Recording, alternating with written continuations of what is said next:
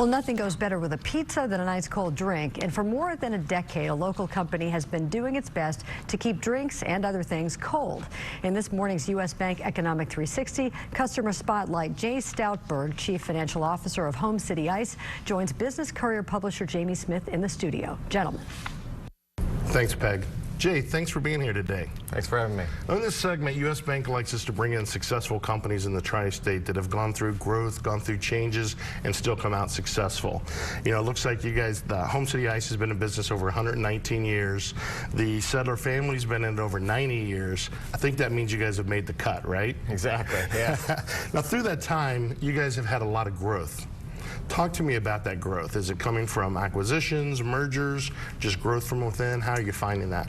Well, the ice industry at one time was one of the largest industries in the country, and then the automation of the refrigerator, it kind of died, and then there's been a resurgence, you know, over time, and with that, we've continued to grow, and part of that has been partners, Kroger's and other great partners of ours that have asked us to move to new markets where they're not happy with their clients that they're using now.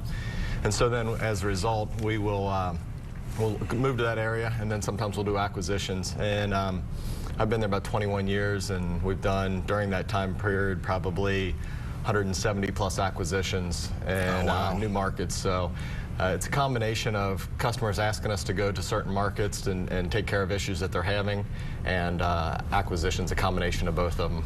Now, you guys are now in 13 states, is that right? We have manufacturing facilities in 13. Okay. We distribute into 15 states. Okay. Yeah. Excellent. Now, talk a little bit about today's environment. You know, what kind of challenges does a company like a nice company have? You know, we're a very seasonal business, so we do 75% of our business in 5 months. So it's very much a scale up and scale down operation.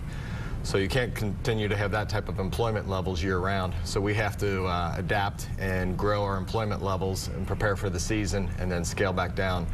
So our employment levels and trying to find good people and talent and bring them back the next year is very difficult, very challenging, and you know, that's probably one of our biggest hurdles. Is, you know, in an operation like ours, the week of the 4th of July, we'll do more than we will January, February, March combined. Oh, wow. So 1 week.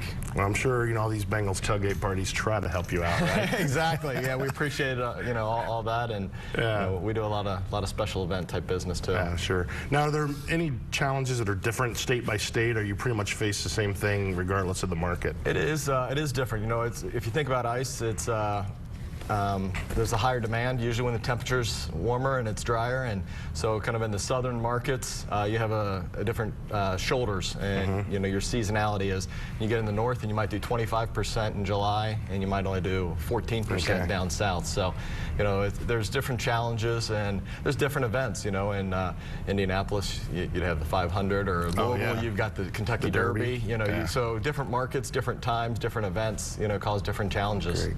Well, and as you know, in part for you, U.S. Bank and the Business Courier want to congratulate you guys on being in business this long, and we hope you're in another 120 years. That's been great. Thank you. All right, thanks for being here today.